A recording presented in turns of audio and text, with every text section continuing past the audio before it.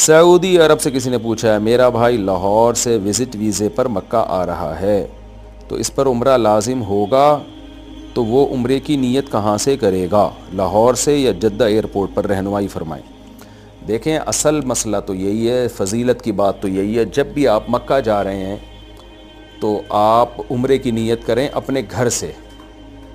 جہاں آپ رہتے ہیں، لاہور میں رہتے ہیں، جاپان میں رہتے ہیں، سری لنکا میں رہتے ہیں، جہاں بھی رہتے ہیں، اس میں بیت اللہ کی عظمت بھی ہے، اور احرام باندھ کے گھر سے آپ چلیں گے یہ زیادہ ثواب ہے، شاعر اسلام کا اظہار بھی ہوگا، تو افضل تو یہی ہے۔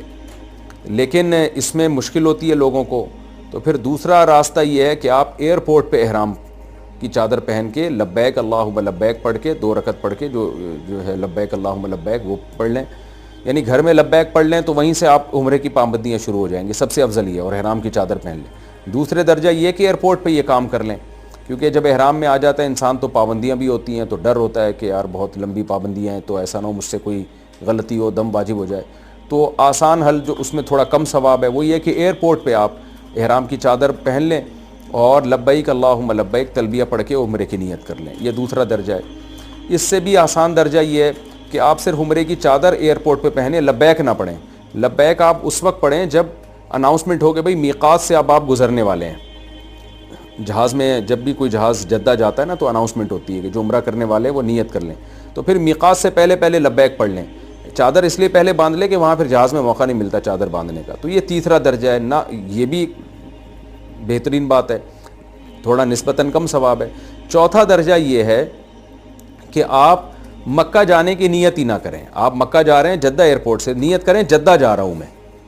یہ مکہ جانے کی اگر نیت کریں گے تو میقات سے پہلے بہرحال لبیک اللہم لبیک تلبیہ پڑھ کے عمرے کی نیت کرنی پڑے گی۔ اگر آپ نے میقات بغیر احرام کے یعنی بغیر تلبیہ پڑھے کراس کر دیا تو دم واجب ہو جائے گا آپ کے اوپر، تو اس لیے ہاں یہ اس کے لیے گنجائش ہے کہ وہ نیت جدہ کی کرے، یعنی آپ نے جانا تو مکہ ہے لیکن آپ نیت کریں کہ میں جدہ جا رہا ہوں، اور پھر جدہ سے پہنچنے کے بعد میں عمرے کی نیت کروں گا، ابھی سے نیت ہی نہ کریں مکہ جانے کی،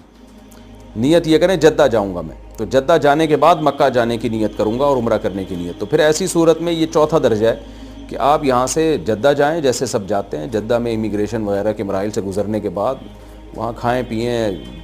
جو بھی آپ نے کرنا ہے اپنے کام کو نمٹائیں، کوئی بھی کام اگر نہیں ہے تو وہاں پھر آپ اس کے بعد جا کے پھر حدود حرم میں داخل ہونے سے پہلے آپ جدہ ہی میں، جدہ سے تھوڑا قریب ہی ہے حدود حرم، تو اس لیے جدہ میں پھر آپ احرام کی چادر بھی پہن لیں جب مکہ جانے کا ارادہ ہو،